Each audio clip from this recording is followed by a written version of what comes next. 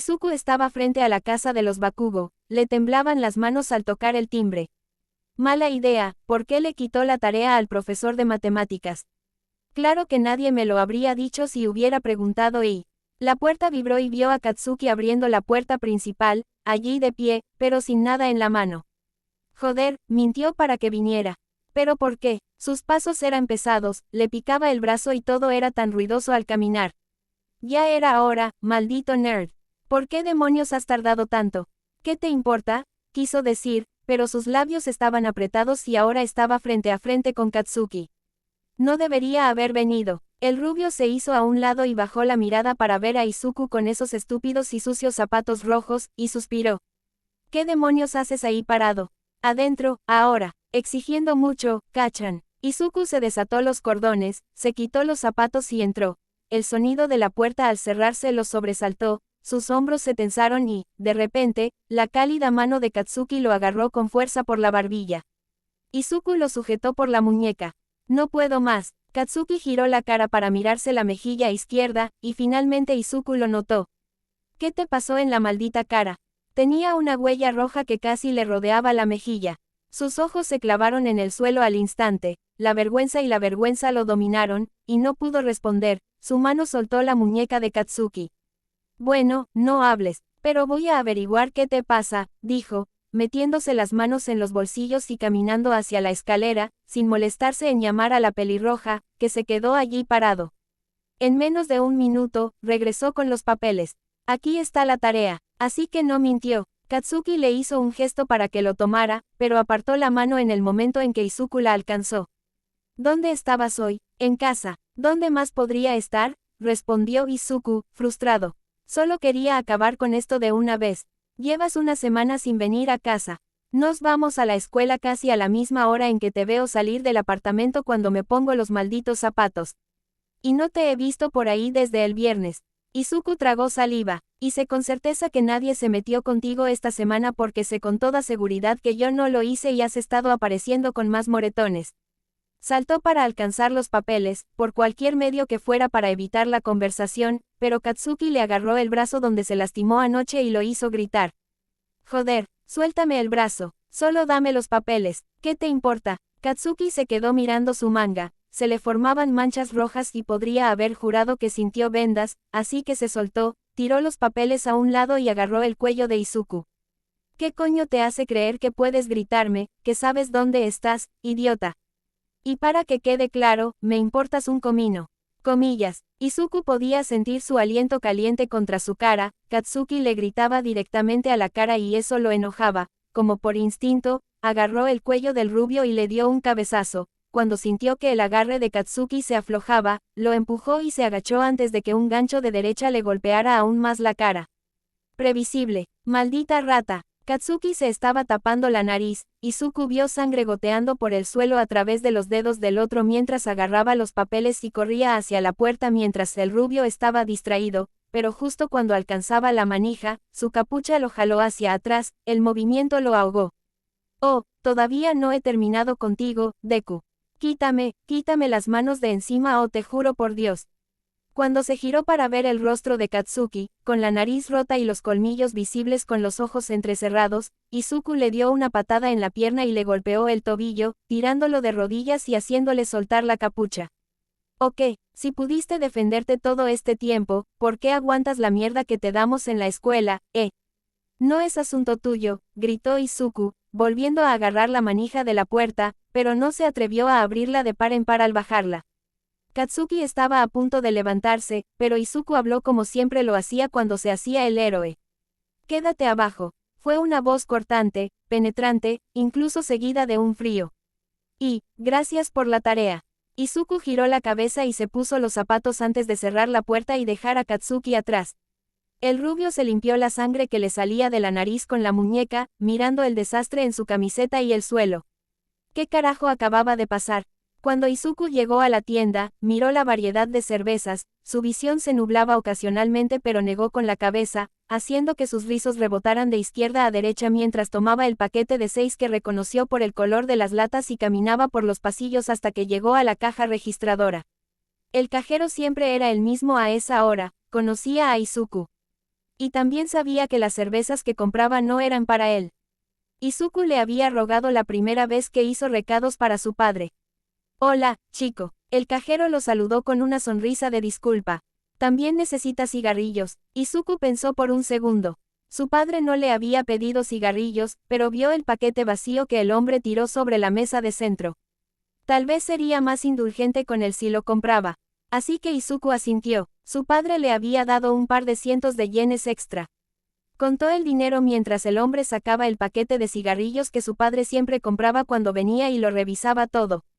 Una vez que Izuku pagó, le dio las gracias al cajero y se despidió con la mano antes de irse.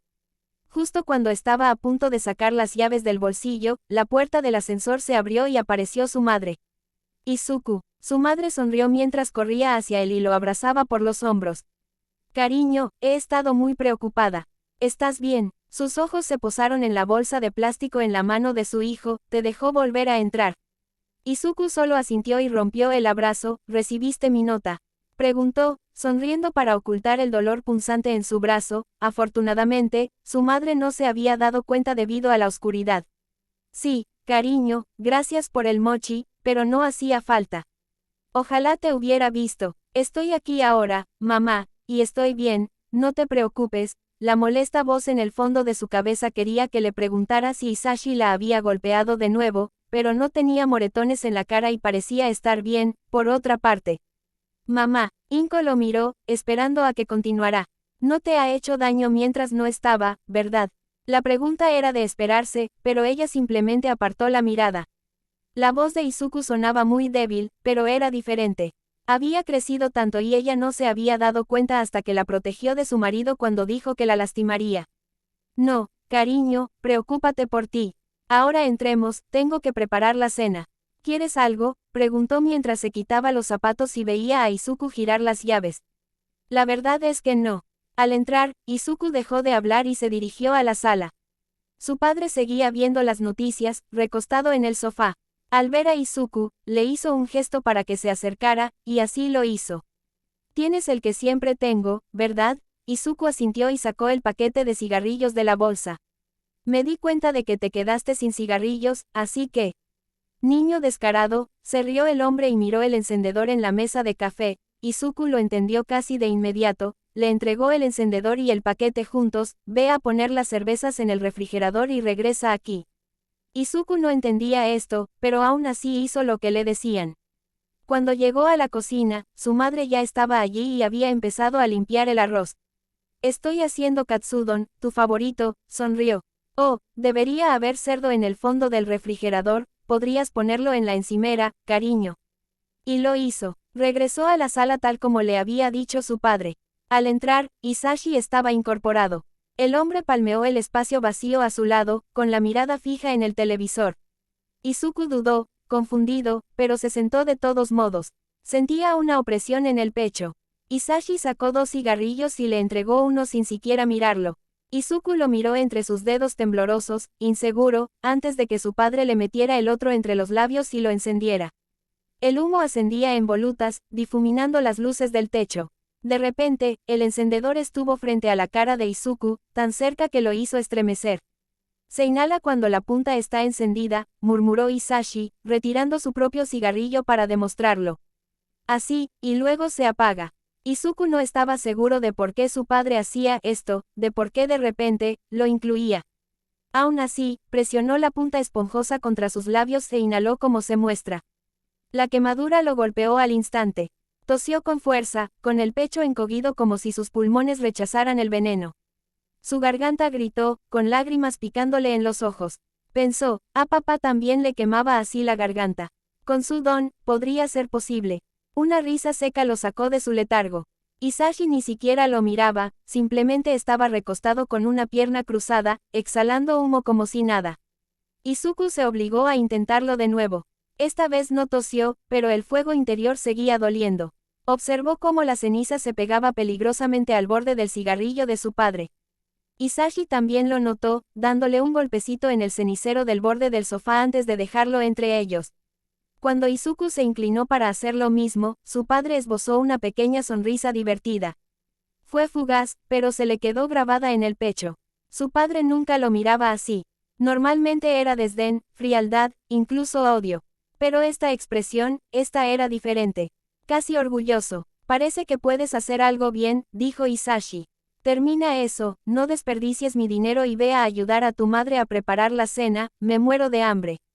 Está bien, susurró Izuku. La televisión vibraba de fondo. En realidad no estaba mirando, solo dejaba que sus ojos recorrieran rápidamente las noticias en la parte inferior. Y otro incendio, aparentemente provocado, ha ocurrido en el sur de Musutafu. La policía está investigando el caso con Tsukauchi, del cuerpo, ya que el detective jefe ha hecho una declaración a la prensa diciendo.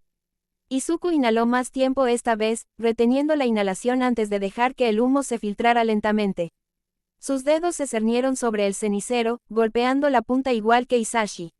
Sin darse cuenta, el cigarrillo se consumió por completo. Apagó la última brasa, casi esperando que su padre dijera algo más. Pero solo hubo silencio. Tomando eso como señal, se puso de pie. El olor se le pegó como a culpa. En la cocina, su madre no lo miró. Aún así, Izuku sabía que ella podía olerlo. Su voz era débil, casi avergonzada, mientras bajaba la cabeza. Papá me dijo que te ayudara con la cena. Inko suspiró, con los hombros pesados. Lava las verduras y córtalas. Sus palabras dolieron más que su tono. No era que él quisiera esto. Su padre se lo dijo, y así lo hizo. ¿Qué otra cosa se suponía que hiciera? Y entonces ella volvió a hablar, como si le desvelara los pensamientos que no podía expresar. No empieces a fumar. Así empezó tu padre. No quiero que apestes a cigarrillo cada vez que estoy a tu lado, no a mi bebé. Las lágrimas le ardían en las comisuras de los ojos. Lo siento, no lo haré. Las palabras sonaron como una súplica. Por favor, no me odies. Por favor, no me pongas en la misma caja que él. Porque no me parezco en nada a ese monstruo. Pero una parte de él, un rincón tranquilo que lo aterrorizaba, se preguntó por qué, solo por un momento, la sonrisa de su padre había parecido algo que quería ganarse. Izuku necesitaba un respiro del caso Trigger. Su cerebro estaba sobrecargado, necesitaba algo más en qué concentrarse antes de perderse por completo. Los incendios provocados que había visto en los subtextos anteriores parecían la distracción perfecta. Después de cenar, terminó su tarea de matemáticas, revisó algunos capítulos para el examen de biología del lunes y luego buscó todos los artículos que pudo. Informes, fotos, entrevistas. Incendios provocados en serie, sin sospechosos, sin pistas. Con el cuaderno abierto y el bolígrafo tecleando a un ritmo incesante, estudió las fotos granuladas de la escena del crimen que los medios habían publicado. Paredes quemadas, restos de casas, una leve mancha de algo en la piedra que podría haber sido intencional, si se miraba con atención. Buscó patrones, marcas, cualquier cosa que la policía pasara por alto. No esperaba un nombre, pero algo en su interior exigía respuestas. Más tarde, cuando el sonido de la puerta del dormitorio de sus padres al cerrarse y el resplandor bajo su propia puerta se desvaneció, Izuku se movió. Silencioso, calculado, su ventana ya estaba abierta. Sus botas estaban enterradas en el fondo del armario. El aire de la ciudad afuera se sentía áspero y pesado. Sacó el botiquín de debajo de la cama, sentado con las piernas cruzadas sobre la alfombra. Era hora de curar la herida de la noche anterior. Katsuki lo había agarrado con fuerza, aún le dolía. Mientras retiraba el vendaje, con la tela pegajosa tirando de la carne viva, siseó entre dientes. Debería haberlo cambiado en cuanto llegué a casa. El olor a sangre seca le llenó la nariz. Murmuró en voz baja, debería tener cuidado, pero, y se arrancó las vendas de un tirón. El dolor lo atravesó, con la cabeza echada hacia atrás y la respiración entrecortada. La sangre fresca volvió a brotar, obstinada. La limpió rápidamente, la envolvió con más fuerza, volvió a meter el botiquín debajo y se ató las botas.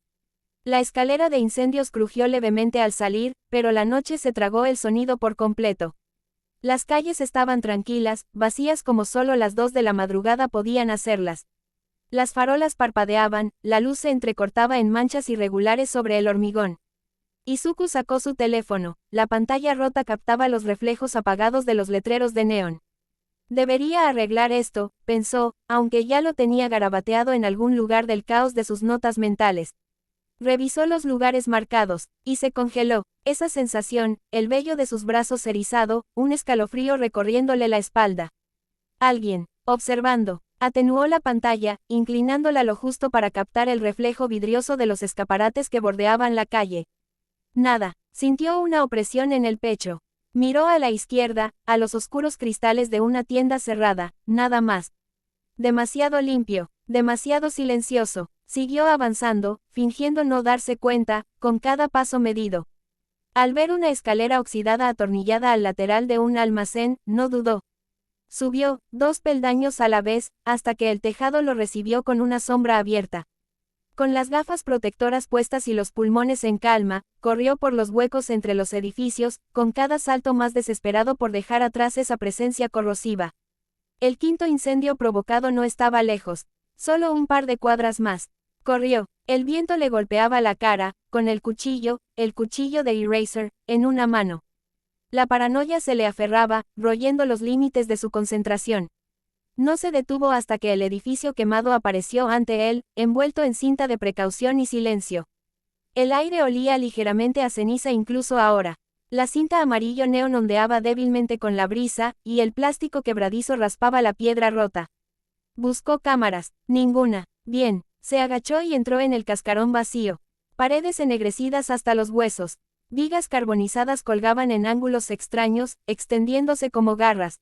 Los contornos, 2 siluetas, congeladas en ceniza contra una pared, le hicieron subir la bilis a la garganta. Gente, reducida a sombras, su mente corría. Una bomba, no, demasiado silencioso, alguien lo habría oído, quizás el techo se derrumbó. El informe decía que empezó justo antes del amanecer. Murmuró para sí mismo, remendando hilos que apenas conectaban. La escalera de mármol se hundía bajo sus botas mientras subía. Segundo piso. La luz de la luna se filtraba a través del techo fracturado, proyectando líneas plateadas irregulares sobre los escombros. Se agachó, con la linterna encendida, deslizando la viga bajo los escombros. Una marca roja sangraba contra la pared, medio oculta por la piedra derrumbada. Se le aceleró el pulso. No era natural, alguien había dejado esto. Se arrastró más cerca, con cuidado de no tocar las precarias vigas. Un escritorio soportaba el peso del poco techo que quedaba intacto sobre él, justo el espacio suficiente para que pudiera deslizarse. Algo metálico brilló en la oscuridad. Se deslizó hacia adelante, lo agarró y fotografió la marca semienterrada. Solo cuando tuvo el objeto en la mano se dio cuenta de lo que era. Placas de identificación. Su susurro fue como una cuchilla en el silencio. Entrecerró los ojos al ver el metal rayado, arrastrándose fuera antes de que los escombros decidieran ceder. Afuera, bajo la luz artificial de una farola, los levantó. Viejos, pero limpios, un nombre tallado, números quemados hasta quedar ilegibles. Borrados, deliberadamente. Izuku miró la hora. Eran casi las 2 de la madrugada. Sus músculos le gritaban que volviera a casa. Pero aún había otro sitio marcado en sus notas. Y tenía tiempo, mucho tiempo.